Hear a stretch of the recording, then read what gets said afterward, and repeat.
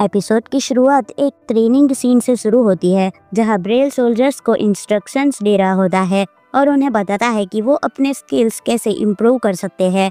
उसकी बातें सुनकर सभी सोल्जर्स काफी ज्यादा शॉक्ड हो जाते हैं और ये देखकर ब्रेल खुद भी सरप्राइज्ड हो जाता है। ट्रेनिंग के बाद भी ड्रॉड ब्रेल के साथ ही रहता है, जिसे देखकर ब्रेल सोचता है कि डुएल के बाद सबका बिहेवियर कितना बदल गया है। तभी वहाँ कोरोन आती है और ब्रेल को सिटी घूमने चलने का आइडिया देती है, जिसे ब्रेल मान जाता है क्योंकि वो सिर्फ घर के आसपास ही घूम रहा था। वो ये भी सोचता है कि इंस्ट्रक्टर का रोल संभाले हुए उसे 1 हफ्ता हो गया, लेकिन अब तक वो कहीं घूमने नहीं गया। दूसरी तरफ वुशिया कुछ ऑफिसर्स को रिपोर्ट करती है कि जो इंस्ट्रक्टर उसने बुलाया था वो एकदम आउटस्टैंडिंग निकला।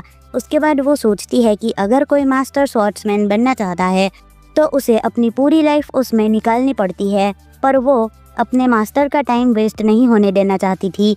तब एक पास्ट सीन दिखाया जाता है जहां वुशिया के मॉम डैड उसे डोजो में इसलिए भेजते थे ताकि वो सेल्फ डिफेंस की बेसिक टेक्निक्स सीख सके। शुरुआत में वो काफ़ी शाय थी, पर जब उसकी मुलाकात ब्रेल से होती है तो उसे लगता है कि वो एक काइंड इंसान है।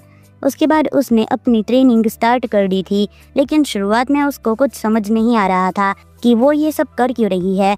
शुरुआत में 1.5 साल तक सिर्फ बेसिक ट्रेनिंग ही चलती रही, पर धीरे धीरे उसने अपनी बॉडी में इम्प्रूवमेंट करना शुरू कर दिया। उसके मास्टर भी काफ़ी अच्छे थे क्योंकि वो छोटी छोटी चीज़ों पर सबकी तारीफ करते थे। काफ़ी टाइम तक मेहनत करने के बाद वुशिया को पहली बार चांस मिलता है कि ब्रेल के साथ एक डुएल करना है, पर जल्दी ही उसे रियलाइज़ हो जाता है कि उसकी पोजीशन ही नहीं बनती ब्रेल पे अटैक करने की। इस वजह से वो आसानी से हार जाती है, पर ब्रेल फिर भी उसकी तारीफ करता है क्योंकि उसने अटैक से पहले काफ़ी पेशेंस के साथ वेट किया था। उस वक्त वुशिया को लगता है कि कोई भी स्वॉर्ड इंस्ट्रक्टर ऐसे ही करता होगा। फिर दिखाया जाता है कि उनका एक और डोजो के साथ कंपटीशन था जहां किसी को भी चोट पहुंचाना अलाउड नहीं था क्योंकि सभी अभी भी सीख रहे थे। ब्रेल की टीम दूसरे डोजो को काफ़ी बुरी तरीके से डोमिनेट कर देती है और वुशिया भी अपना मैच इजीली जीत जाती है। ऑफ कोर्स ये देखने के बाद सामने वाली टीम खुश नहीं थी। वहाँ से जाते वक्त ब्रेल सबकी तारीफ करता है क्योंकि सबने काफ़ी अच्छा परफॉर्म किया था और उन्होंने काफ़ी नई चीज़ें भी सीख ली थी। पर तभी वुशिया पूछने लगती है क्या उनकी टीम वाकई काफ़ी स्ट्रॉन्ग है, क्योंकि सभी लोग जीत गए थे और ब्रेल ने सामने वाले डोजो मास्टर को हराया था। ये सुनकर ब्रेल बोलता है ऐसा कुछ नहीं है, जीत किसकी हुई उससे फ़र्क नहीं पड़ता, फ़र्क इस बात से पड़ता है कि तुमने वहाँ से क्या सीखा। तभी वुशिया को याद आता है कि उसका हेयर क्लिप रह गया है, इसीलिए वो उसे लेने के लिए वापस जाती है। जैसे ही वो वहाँ पहुँचती है देखती है कि सभी लोगों को उसका हेयर क्लिप मिल चुका है और वो लोग उसका वेट कर रहे थे। वो उसका हेयर क्लिप ज़मीन पर फेंक देते हैं और बोलते हैं कि अगर ले सकती हो तो ले लो, और वैसे भी तुम्हें क्या लगता है बिना किसी को मारे तुम जीत चुके हो।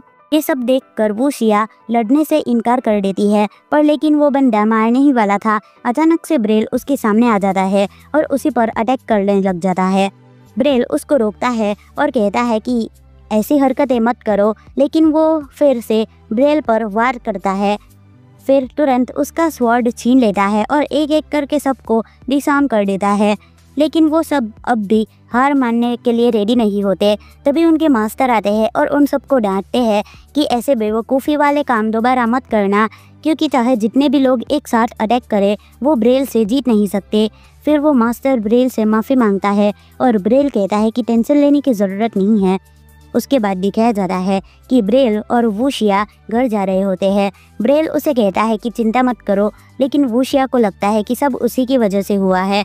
तब ब्रेल उसे अच्छी बातें करता है, जिसे सुनकर वुशिया रो पड़ती है। ब्रेल को लगता है कि उसने कुछ गलत कर दिया है और वो माफ़ी मांगता है, लेकिन वुशिया सोचती है कि उस दिन वो इसीलिए नहीं रोई थी क्योंकि वो डर गई थी या उदास थी, बल्कि इसीलिए रोई थी क्योंकि वो दिल से काफ़ी ज़्यादा इमोशनल हो गई थी। उसके बाद सीन शिफ्ट होता है और दिखाया जाता है कि इस बार ब्रेल और वुशिया का दोबारा डुएल होने वाला है। इस बार वुशिया जीत जाती है, जिसे देखकर ब्रेल काफ़ी ज़्यादा खुश होता है। साथ ही साथ वो उसे ग्रेजुएशन वाला स्वॉर्ड भी देता है। ये देखकर वुशिया पहले तो कहती है कि मैं इसे एक्सेप्ट नहीं कर सकती क्योंकि उसे अभी तक और भी बहुत कुछ सीखना है, लेकिन ब्रेल उसे मना कर देता है।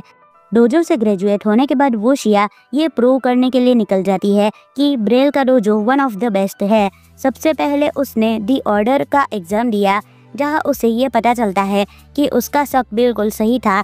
उसने सिर्फ कैंडिडेट्स को ही नहीं बल्कि एग्जामिनर को भी हराया था। उनमें से ज़्यादातर लोग उसके मास्टर के काफ़ी ज़्यादा स्लो थे, इसीलिए उसको टॉप स्कोर्स मिलते हैं। साथ ही साथ उसको ये भी रियलाइज़ होता है कि उसके ओपोनेंट्स की एजिलिटी और रिएक्शन स्पीड दोनों ही काफ़ी ज़्यादा स्लो है। अपनी टॉप परफॉर्मेंस के कारण उसे जल्द ही नाइट कमांडर में प्रमोट कर दिया गया। डोजो को छोड़ने के 10 साल बाद उसके पास फाइनली इतनी अथॉरिटी थी कि वो अपने मास्टर को इंस्ट्रक्टर के रूप में इनवाइट कर सके। वो सोचने लग जाती है कि वो अपने मास्टर के टैलेंट को वेस्ट होने नहीं दे सकती। प्रेजेंट टाइम में वो ड्रॉट से जाकर पूछती है कि ब्रेल अभी कहाँ पर है, जिसमें ड्रॉट बताता है कि कोरन उसे घुमाने के लिए ले गई है। ये सुनकर वो इतनी ज़्यादा खुश नहीं होती क्योंकि ये उसका जॉब था। साथ ही साथ वो ब्रेल की ट्रेनिंग का रिव्यू भी पूछती है, जिस पर ड्रॉट उसकी काफ़ी तारीफ करता है क्योंकि वो बार बार उन्हें सरप्राइज करता रहता है। उसके बाद दूसरी तरफ हमें ब्रेल और कोरन को दिखाया जाता है जो मार्केट में घूम रहे होते हैं। वहाँ पे इतने सारे शॉप्स देखने के बाद ब्रेल काफ़ी ज़्यादा हैरान हो जाता है क्योंकि उसके विलेज में बस एक ही शॉप थी। साथ ही साथ उसे ये भी पता चलता है कि जो चर्च और कैसल एरिया है वो कोई खास टूरिस्ट स्पॉट नहीं है, क्योंकि कंट्री साइड लोगों के अलावा उसे देखकर कोई भी बंदा एक्साइटेड नहीं होता। तभी वहाँ एक और लड़की आ जाती है जिसका नाम फैसल होता है। कोरन उसे जानती थी और वो ब्रेल को मास्टर कहते हुए बुला रही होती है, पर लेकिन ब्रेल तो उसे पहचान ही नहीं पाता। अब जब उसे पता चलता है कि वो फैसल है तब वो काफ़ी ज़्यादा हैरान हो जाता है। फैसल भी बिल्कुल भी खुश नहीं थी क्योंकि उसके जो मास्टर है वो उसे पहचान नहीं पा रहे थे और उसके पास ग्रेजुएशन वाला स्वॉर्ड भी था। कोरन बताने लग जाती है कि फैसल अभी के टाइम में काफ़ी ज़्यादा अच्छा कर रही है क्योंकि वो मैजिक क्रॉप में एक स्टार है। ये सुनकर ब्रेल भी काफ़ी ज़्यादा हैरान हो जाता है क्योंकि उसने तो उसे बस शॉर्ट ट्रेनिंग दी थी और करेंटली वो यहाँ पर मैजिकल एसेसरीज़ की शॉपिंग करने के लिए आई है, जिनकी मदद से कोई भी मैजिक का यूज़ कर सकता है। हालांकि ये काफ़ी ज़्यादा एक्सपेंसिव होते हैं, लेकिन फैसल बताने लग जाती है कि इनके बिना भी वो मैजिक का यूज़ कर सकती है। ब्रेल काफ़ी ज़्यादा हैरान हो जाता है क्योंकि एक मैजिक विज़र्ड बनना काफ़ी मुश्किल का काम है। पर तभी वहाँ पर एक बंदा चोरी करके भागने वाला था, जो देखकर ब्रेल एकदम से उसे पकड़ने के लिए जाने वाला था, लेकिन जो फैसल है वो उसे रोकती है क्योंकि वो बस अपनी स्किल वेस्ट करेगा।